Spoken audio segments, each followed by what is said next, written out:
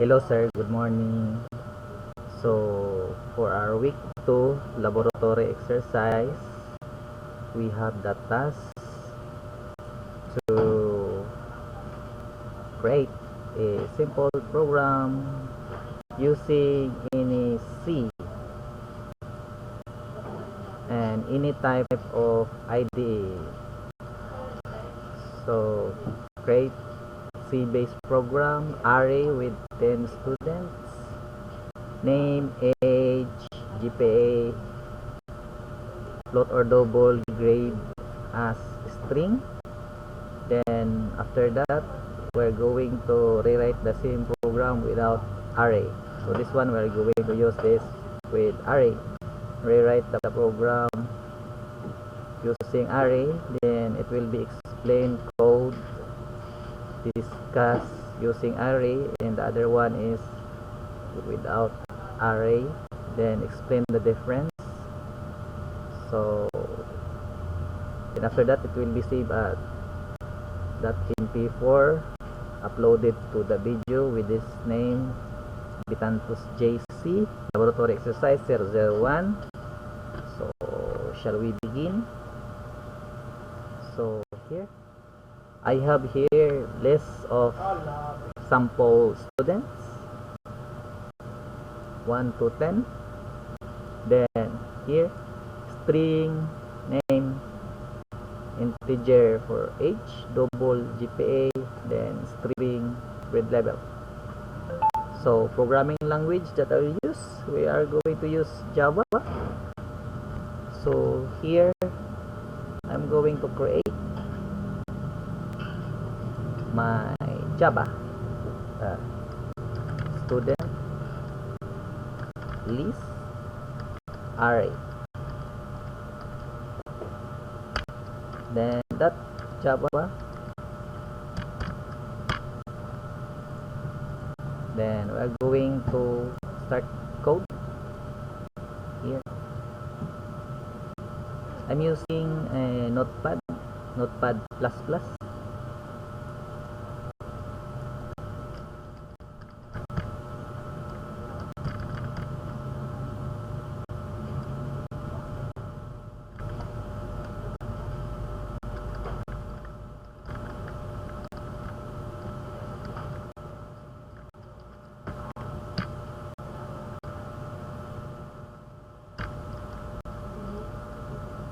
Then we will add the array list for these students.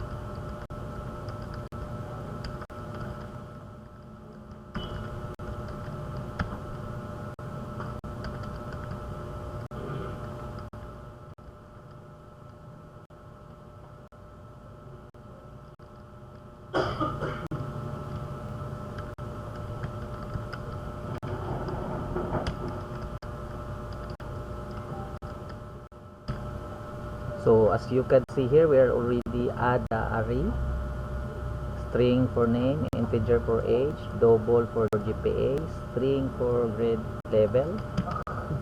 Then here we have here, this is our class.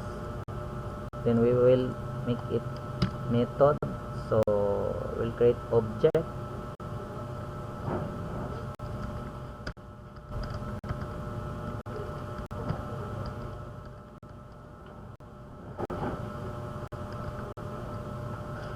We're going to add the student.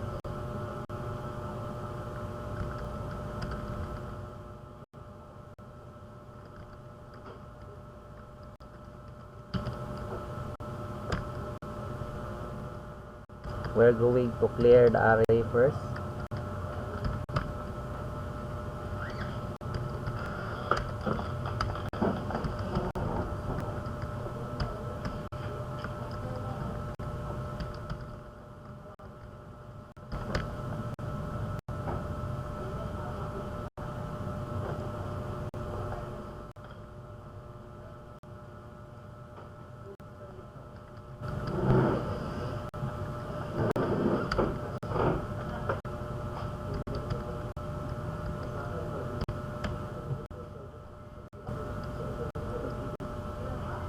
Then after that, we are going now to add students one by one.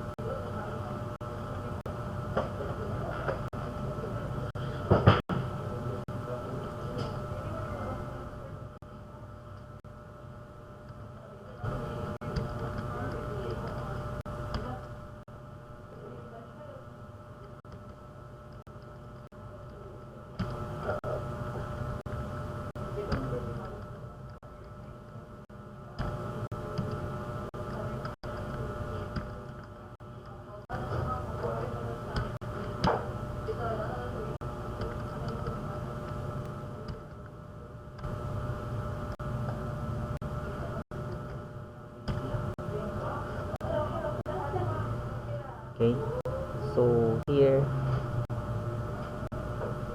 we have the first student here. Then we're going to copy this name here. As you can see, this is string and this one will be string, integer, then double.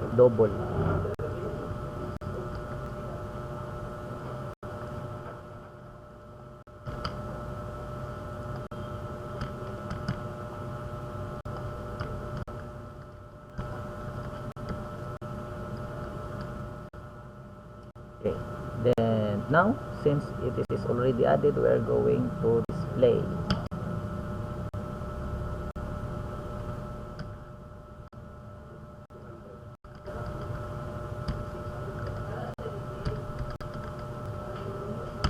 So as you can see, we are using the printf because we are going to have format, yeah, like that.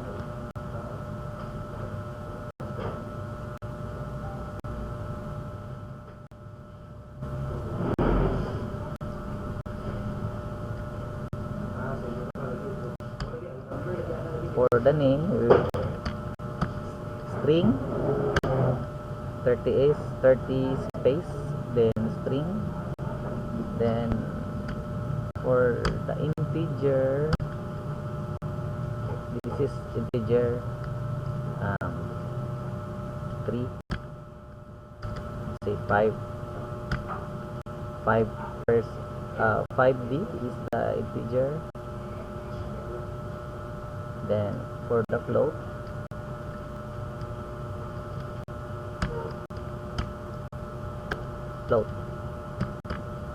that one will be the float.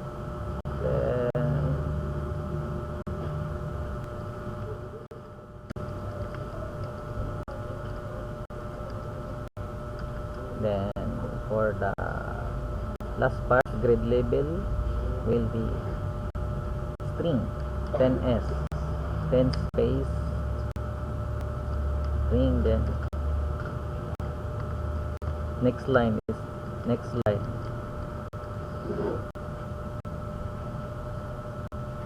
There.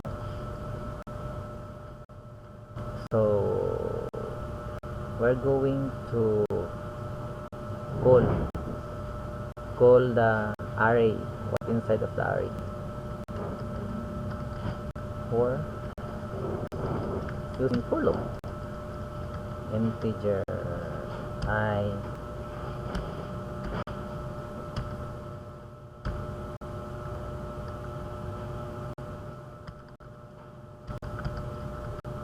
so here we are going to call if name is not 0 or I is less than in our array list name.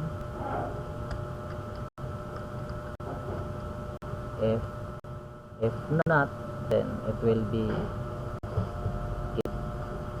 plus plus here.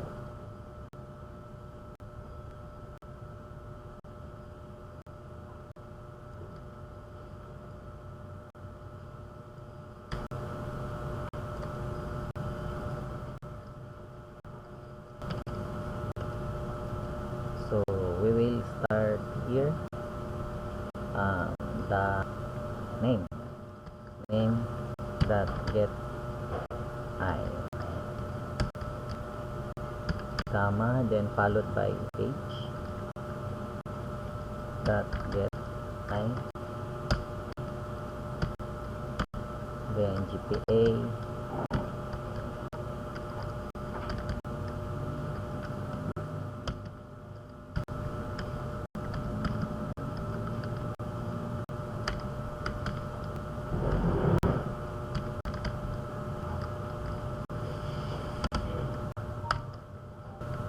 okay.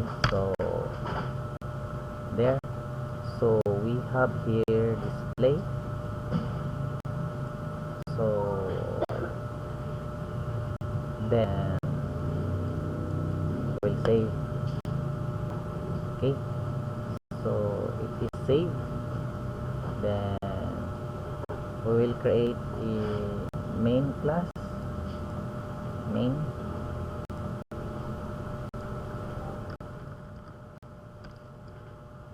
that's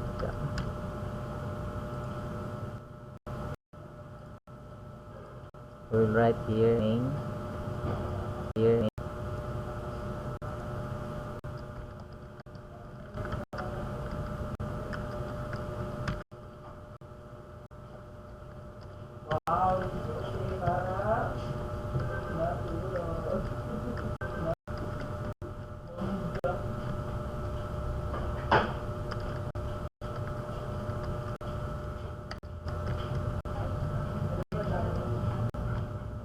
So since this is our main, we are now going to call the method, our objects, our class and objects. So we'll call it, and here this one, the student. We'll call this one student.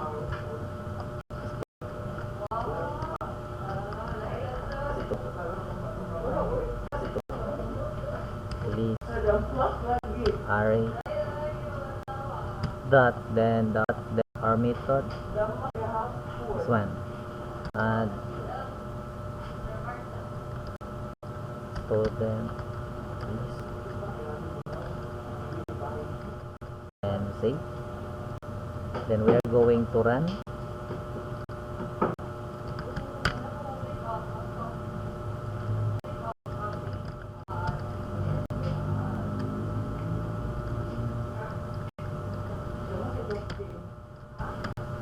So you can see it here.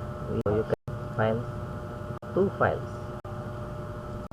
Here we have here main. We will call our main, this one. We will compile it. Java compiler, main that Java main. Oh, we have a lot of errors, so it says cannot find the symbol. So here we're going to import the array Java that util array list. There. So we're going to save, then compile, Java compile again,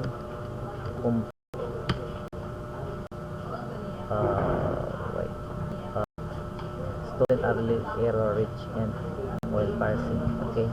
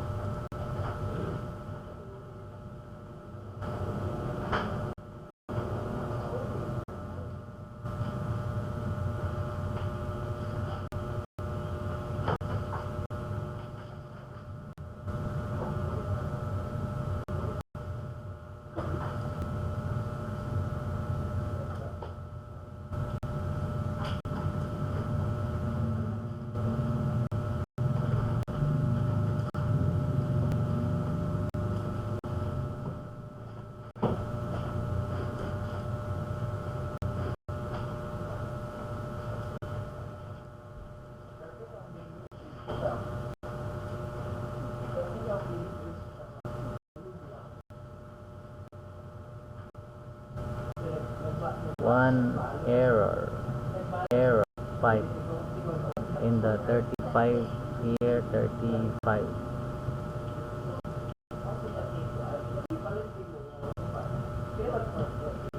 Oh,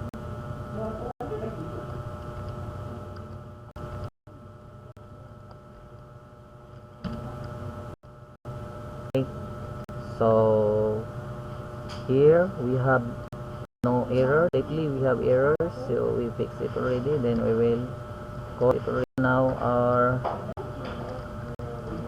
our main our so it will be displayed here. The students is already displayed. You can see here. So we will just arrange it.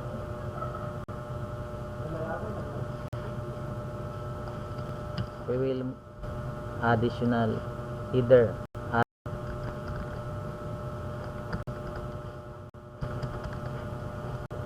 print f because we will add so the same format this but call our string because it's just an header.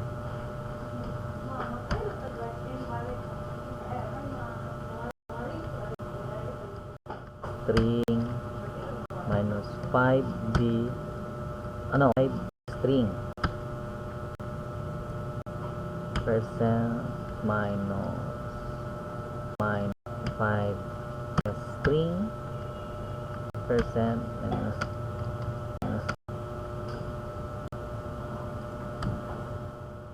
then string right there. Then our here our header name H GPA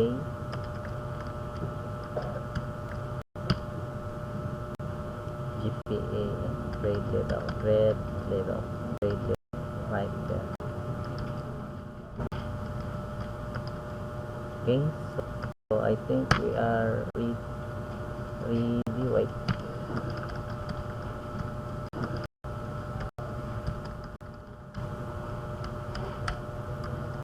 we will add the lines for our header. Okay. Then save. Okay, then we will run it again. I compile, then run it again. So we will add next line. So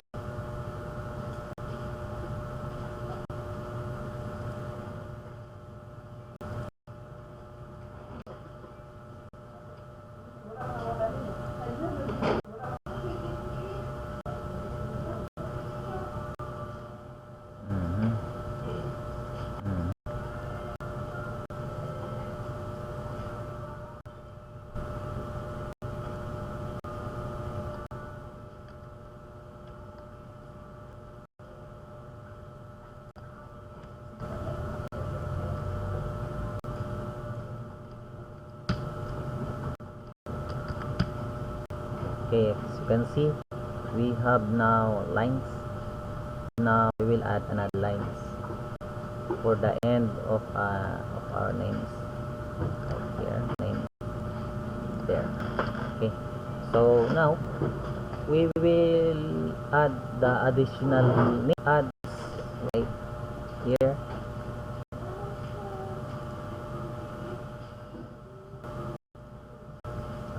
Additional name. It will be here.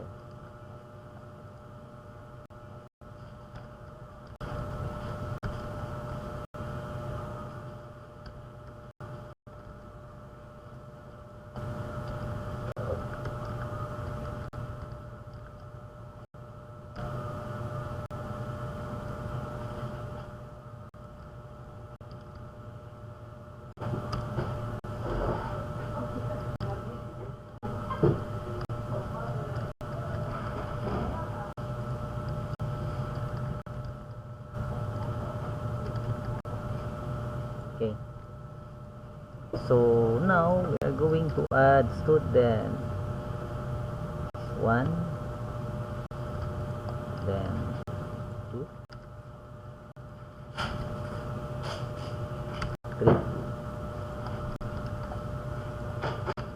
4, 5,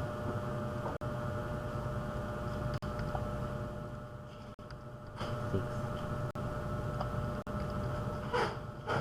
7, 8, 9, and 10.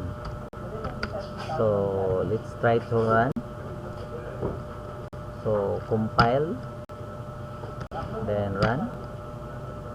So you can see we have list of students. So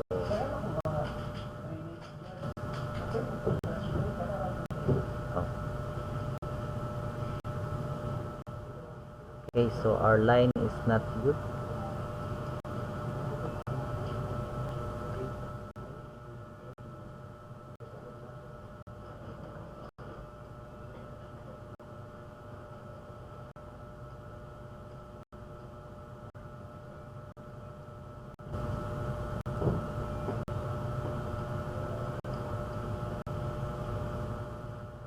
It should be outside of the loop.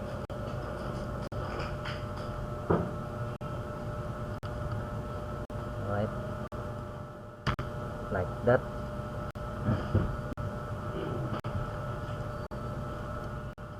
Okay, so here now we're now going to add a student.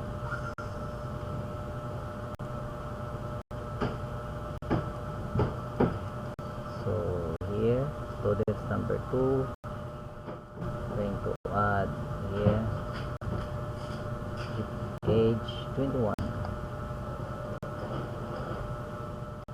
GPA 1.5, year second year.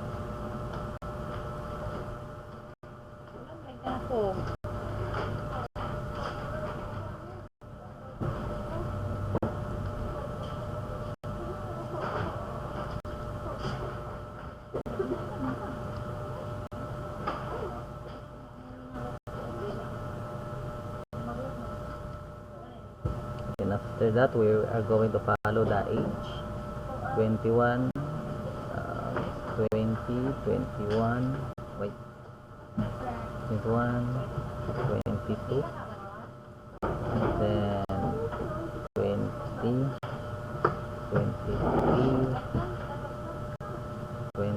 21, 22, 19,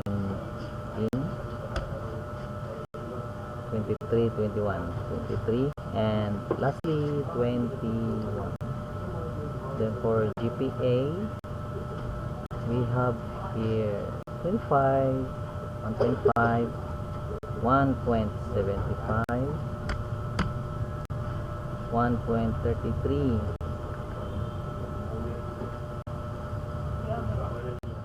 2.0, then 1.8, then 1.6, 1.4,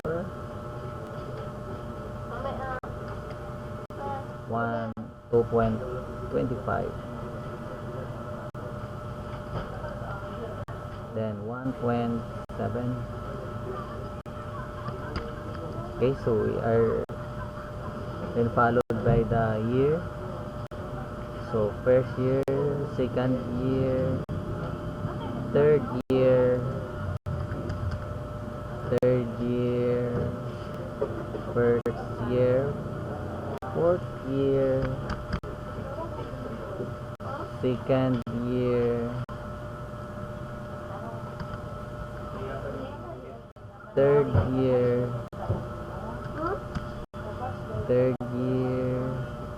first year, fourth year, then second year. Okay, so we're now going to run, save, then compile. We're going to clear screen first. Okay, it's clear. So Java compile main that Java. Okay, we don't have error, so we're going now to run Java main. Okay, so here is the student using our array list. So we are now done with the number 1. So now we are going to code it using this data to non-array. So here, this one use array. The second program does not use array. Then after that we will discuss. So first we will try this one. Rewrite the same program without using array. So we're now going to rewrite. So here we will add that Java again. So student list, no array, that Java. Okay, so here it has no, this one it has no Java.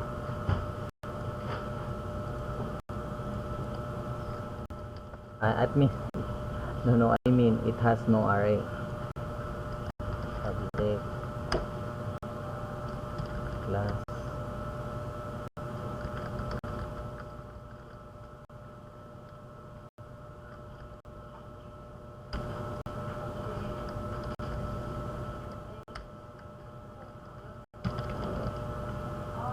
okay. So here we don't need method because we will just since we are going to call this from the main, so we will add object.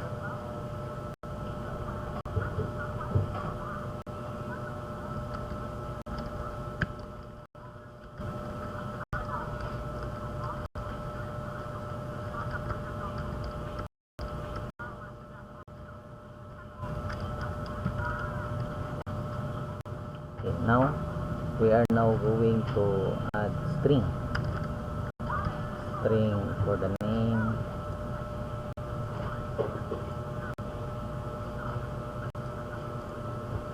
right here, string name 1 there,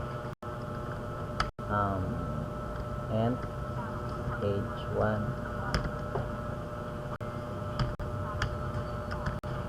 double for GPA,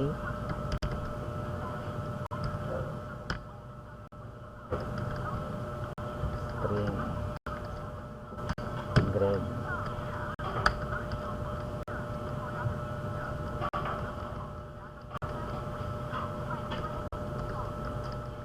okay. So first we will add Jesse, then age, then GPA, then year. Okay. Now we are going to display this.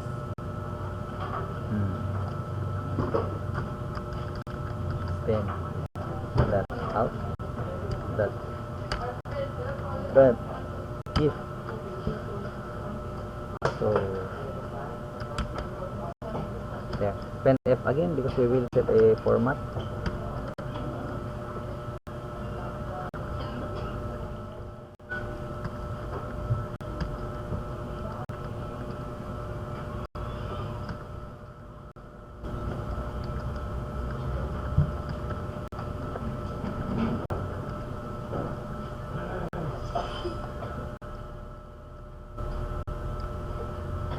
percent name string percent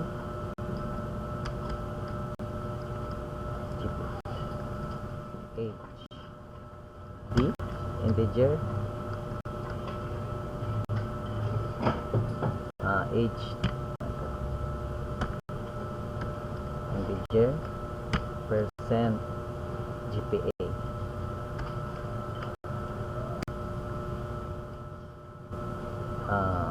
float or double, then 10 grade level 5 string, then next line. So here now it is already displayed. So we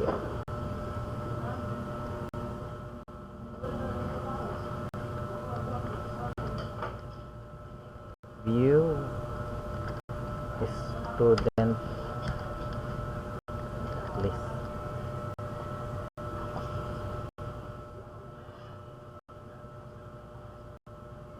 Okay. No. Alright.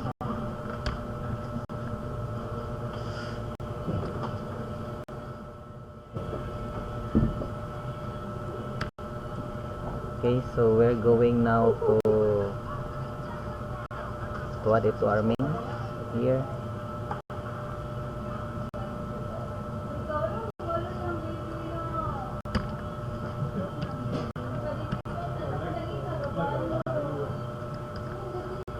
Student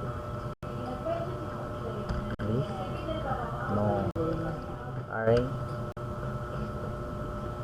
that view student list, no array.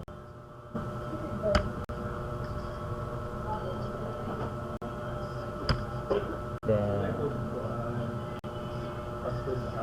we are now going to see, then we're going to comply Java compiler. You can see there's error, so you can see it will be displayed here correctly. We don't have error, but we will create a header like what we did last time here. So here we will add header.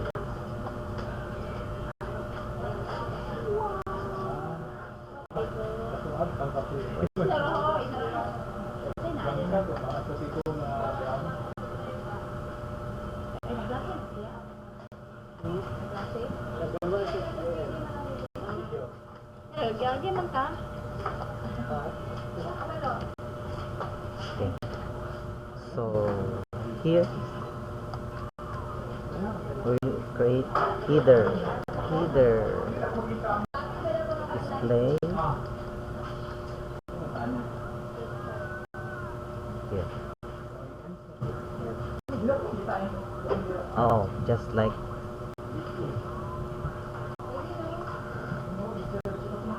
here. Header. Okay, header.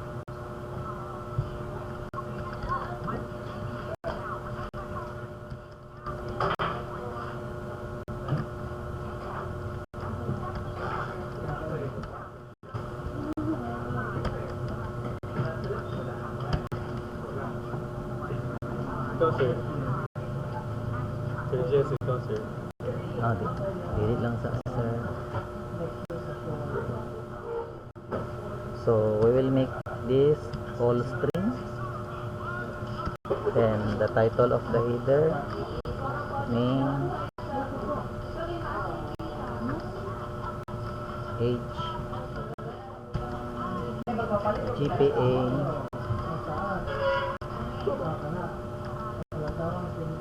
then grade level.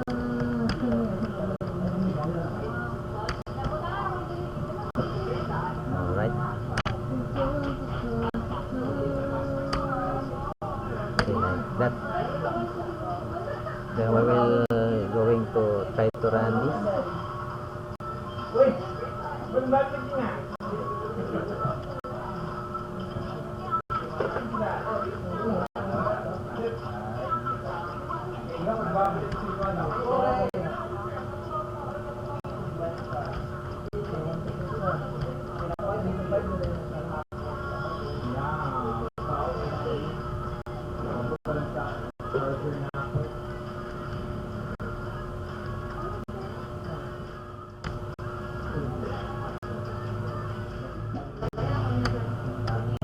Alright,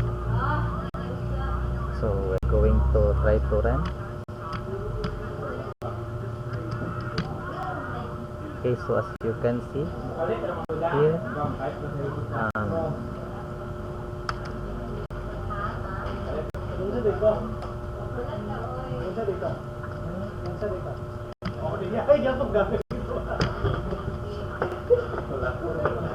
okay, so here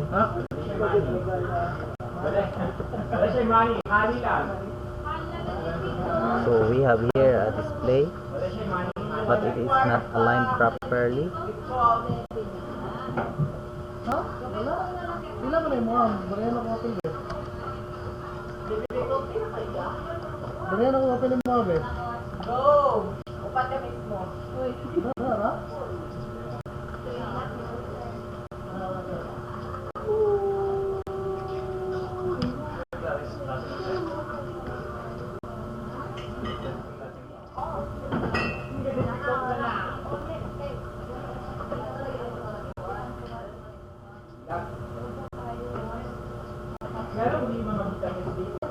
Then we will adjust this to 30.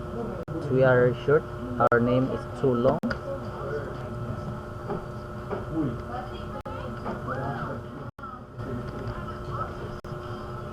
Alright, now it is arranged properly.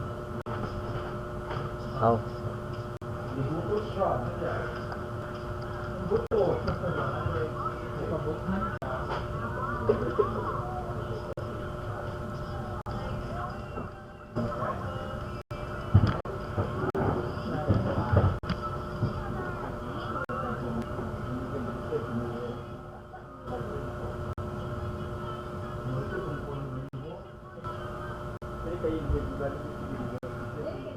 Okay, so we are done. So now we are now going to add student.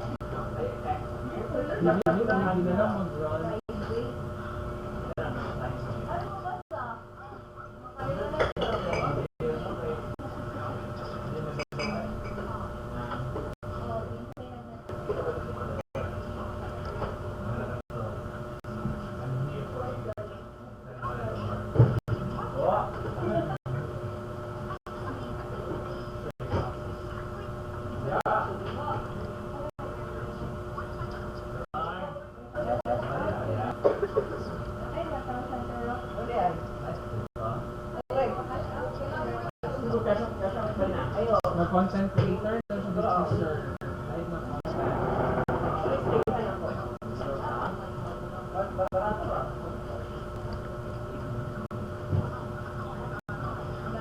So we're going to run. As you can see, so we have errors. So let's fix this. May parang nabina din, sir. Kaya mag-load na siya ng nabina din di ay. Nag-load nga katulog sa pugod na bini. Sana naging gaming mga ato. Wow! So this is part of the differences. In Aris, you just call it using for loop, while this one we need to call it string name by name. So 10 students. It's time consuming, prone of errors, because as you can see, we're 10 compared to the arrays. We just call it the size, the for loop, then arrays inside will be displayed, unlike this one where we are going to display it one by one. We save store it in our data type by one. Then the code is too long. Anyway,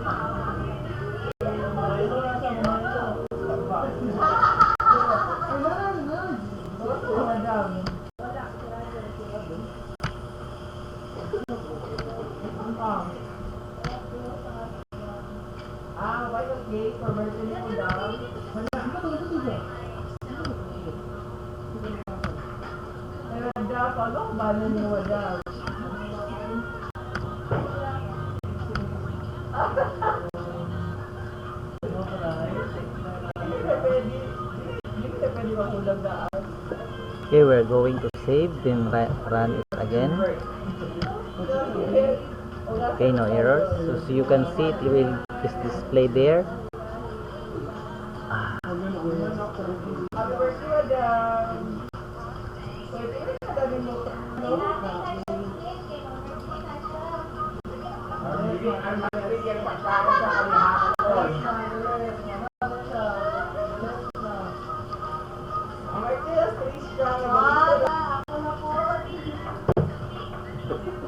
Okay, so I am now going to explain the difference. So we will compare it here.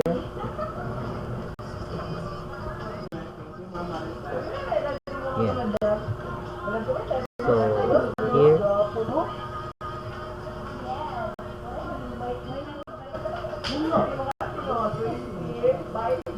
so first thing here in the 10 using with arrays.